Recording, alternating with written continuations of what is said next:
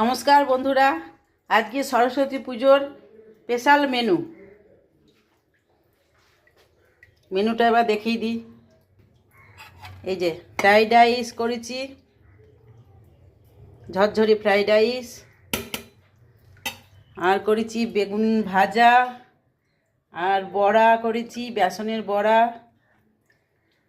পনির করেছি, আর এই যে বড় বড় আমি বেগুনি বানিয়েছি।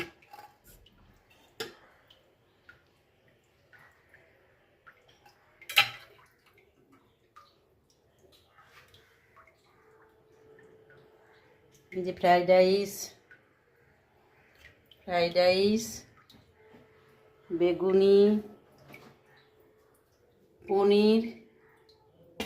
পনিরটা দেখুন কি সুন্দর হয়েছে, বেগুন ভাজা আর বড়া মানে পকোড়া।